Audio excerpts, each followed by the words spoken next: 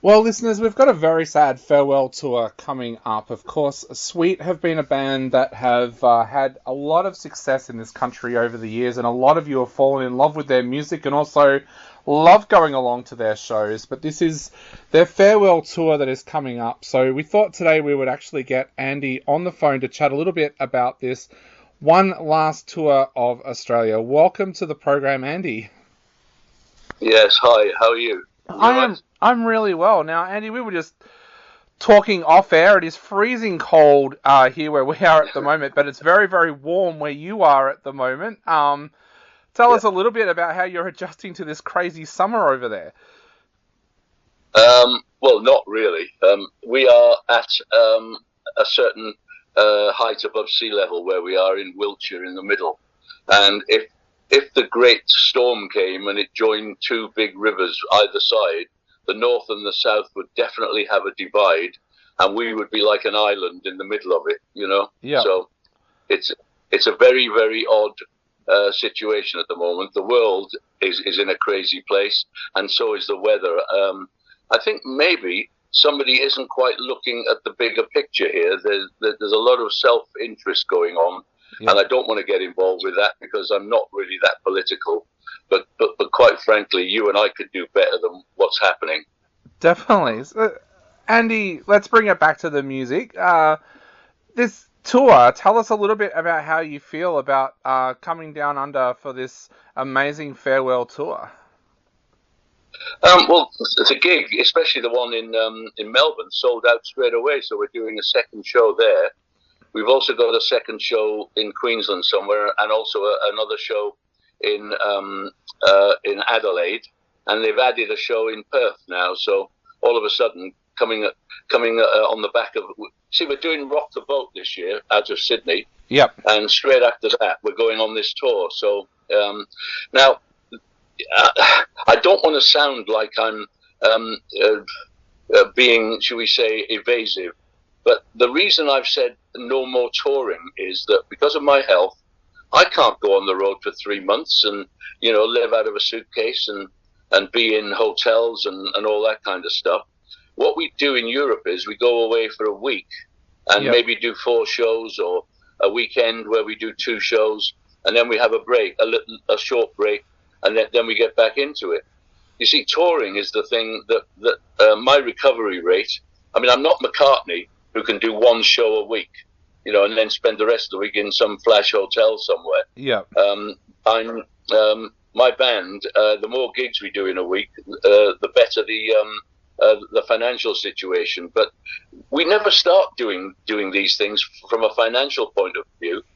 We kind of do them because we love doing it, and that's why we're here.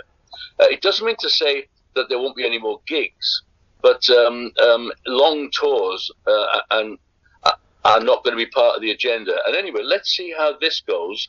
The signs are really, really good in Australia, and I love Australia. So you never know. It's one of these 50-50.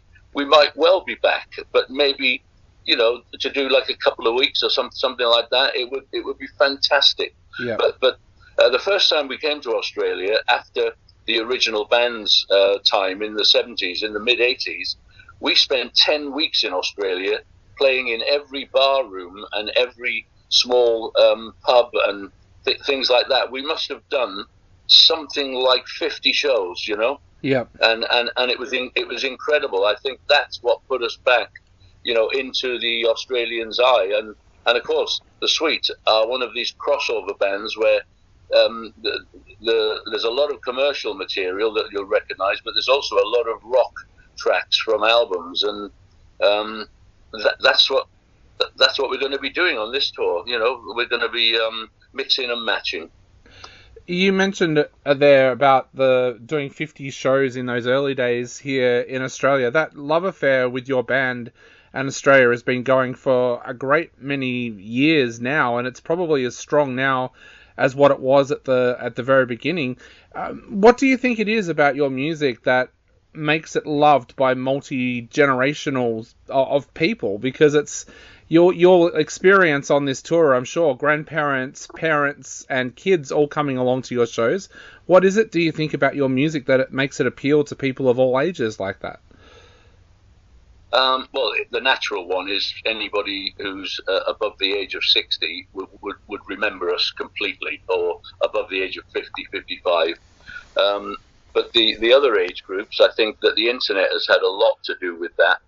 I've heard some stories about how there's one sweet WhatsApp group who get together, and they're all like in their 30s, 40s, and they're all talking about the videos that they've seen, and the fact that, you know, maybe Sweet were one of the early punk bands, you know, because we had a bit of attitude, you know. Yep. And I think it kind of crosses over everywhere. That there are still people who come to the shows who want to hear, you know, the things from the really early days, 1970, 71. And why wouldn't we do it? Of course we do it. You know, it's, as I said, there's something for everybody when we play. Now, before we were talking off air, and you talked about going to some of the wineries in Australia as well. Tell us some of your fond memories of Australia away from the stage that you've had over the years as well. I had friends in Melbourne, and they took me out to the Barossa and you said the Yarra. Yarra Valley, yep. At one point, and we used to go. You can go out there, do a tasting, and they've usually got a restaurant there where you can have some lunch and stuff like that. It's really really nicely organised. And then you go to one where you can see it's a one-man band affair, and his wines, they probably don't travel, but you taste it there, and you're getting the best that you can get. You know, it's absolutely brilliant. One of my favourite day offs was, in fact, I've got two that come back. One was in the 80s. We were down there, and you had to get up at something like 5:30 in the morning and get in a truck with a guy and go down to the Adelaide River, I think it is, near Perth. Yep. And they've got the crocodiles who jump out of the water for the meat. Yep. That was an amazing experience. He gives you a rod and you hold it out, and this huge, like 4-meter croc comes barreling up and grabs it off the end of your rod. You know, it's absolutely amazing. You know, I couldn't believe that when he said, "You wait and see what they do." And another fantastic experience that I had, because I'm a fly fisherman. Yep. You know, I love my fishing, and we were in Tasmania, and the governor of Tasmania, or the guy who ran the fisheries and you know, the countryside part of it, he was a Sweet fan, and he came to the gig and he said, "I'm going to send you got a day off tomorrow." He said, "I'm going to send a ranger over in a truck, and you'll go out with him for the day. You do a bit of fishing. He needs to do a bit of testing on some of the spawning fish and all that stuff." And it was the most magnificent day. And there was an orphaned wombat in the in this place where we stopped for lunch, and you heard these little patter of feet, you know, like clickety clack on the hard floor, and he was absolutely wonderful. And I said, "He doesn't have much hair on his back." He said, "No." He said, "He's really stupid. He gets too close to the fire, and then somebody has to throw a beer on him." So, will you have time to do anything like fly fishing this time around? Because you'll be coming here to Australia just at the time when the snowfields are melting, which means the streams will be absolutely full of water and flowing nicely. So, will you have time to do anything like fly fishing this time around? I might just put a pack rod in there and just see what happens. But the it looks like it's quite well mapped out, and when we do have a full day off, I will probably be recuperating rather than testing my right arm, you know? Yeah. You mentioned before about when fans come along to your shows, they expect to hear the commercial hits, but they also want to hear some of the deeper tracks as well. Does that make it difficult to put together a set list when there's so many great songs in your repertoire? Well, I think you've hit the nail on the head. However, the first 20 minutes and the last half an hour kind of write themselves. You know, there's almost like right, we start with that, we finish with that, and that 40 minutes in the middle can be a movable feast, shall we say. Yep. So tell us a little bit about the cruise that you're doing here in Australia as well. You're doing one of the amazing cruise shows. How do you find them as an artist? Because I know a lot of music fans these days love to do those shows because they get to be quite intimate with the band and also get a great experience at the same time. How do you find those shows when you're out on a boat like that? Uh, as long as they don't keep knocking on my door, I'm fine with it. Uh, you know, it's I'm a fairly once I'm in the gig mode, I'm a fairly private person. You know, we'll set aside moments to go and meet people, and they have these autograph signing sessions, you know, each day. And I think this time we may we'll have a new album called Full Circle, so we'll probably have copies of that on the boat, and maybe like a world tour T-shirt, something like that, and it'll look. They're usually fantastically organised. You get to see a lot of water. You don't get to see quite so many islands as you would expect, and I think this time they're going out to places like New Caledonia, which I'm reliably informed that they've had a little bit of not contretemps, but they've been talking to. They want to be recognised by is it by America or by Australia or something like that? But it'll be a good experience anyway. And on the boat, I will have my other half, and then she flies home, and then I get down to the real work of airports, hotels, and stages. Okay, so tell us a little bit about the new album as well. How do you feel about being able to get out there with a brand new album? Well, our set, because of we haven't been to Australia for so long, will not be based totally around the new album. There'll be a couple of tracks maybe from that album. But if you go on the Sweet not the Sweet.com, the official Sweet YouTube channel, you will see all the videos of the new material. We've released 2 or 3 singles already from the album, and in amongst all the original band videos as well. And as the band has changed since the 80s, there's been about 3 or 4 incarnations.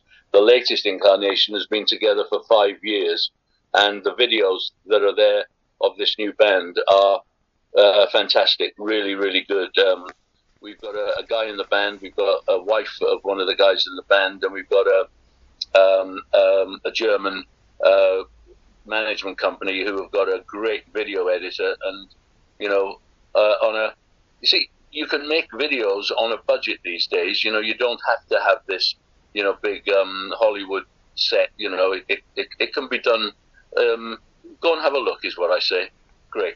Definitely, yeah. We've been playing "Burning Like a Falling Star" on this show, and like I said before, we've got so many younger people who have been discovering the band and have been saying, "Oh, hang on a minute, I know their back catalogue." It's absolutely amazing. That's what I was saying before. And do you find with those meet and greets these days that you do get younger fans and older fans alike coming up to talk to you?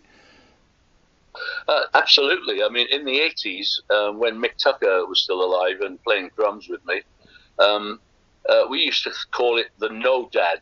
Oh, God, you know, you can see the father's brought his son along who's about 11, and you can hear him saying to his dad, "Oh, no, Dad, don't take me to Sweet," you know.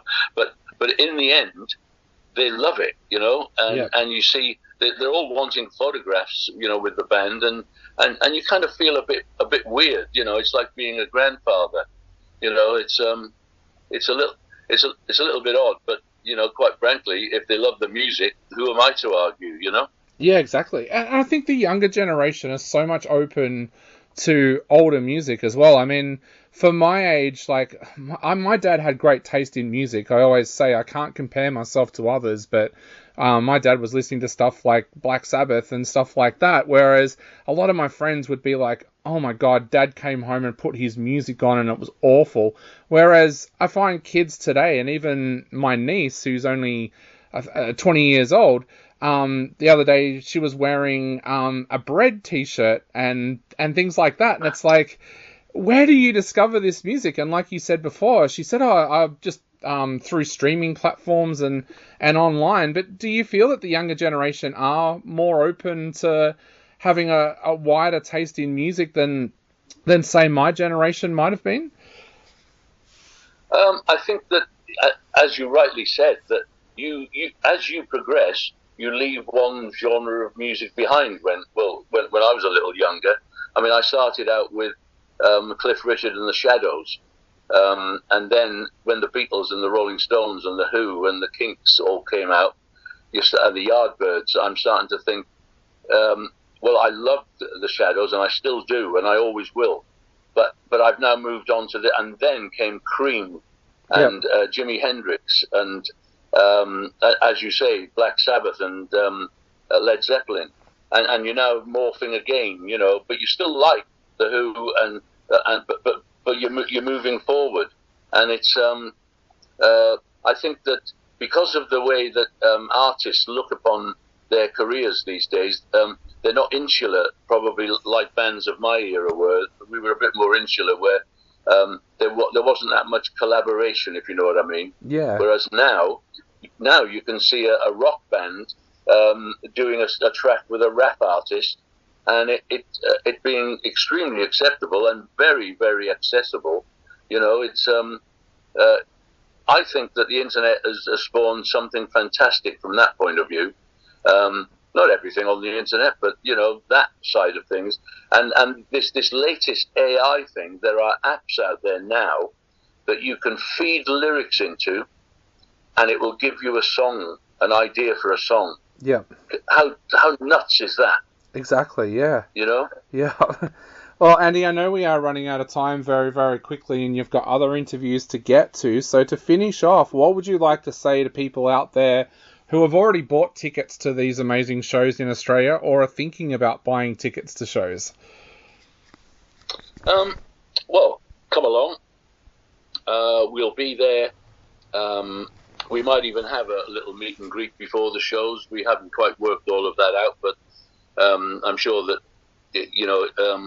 the promoter will work on that, and it's usually before the show, because by the time I come off stage, I am. You can what was it? You can wring me out like a boxer's towel. Yeah. And I normally just want to have a glass of water and maybe a glass of Jack Daniels and go back to my hotel bed.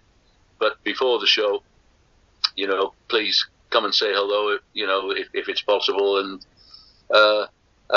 the majority of audiences, we've even noticed, as you rightly said, the younger people, they're singing along. They know the lyrics, and I always say to my lead singer, if you're thinking what's the next line, I said, look at the front row.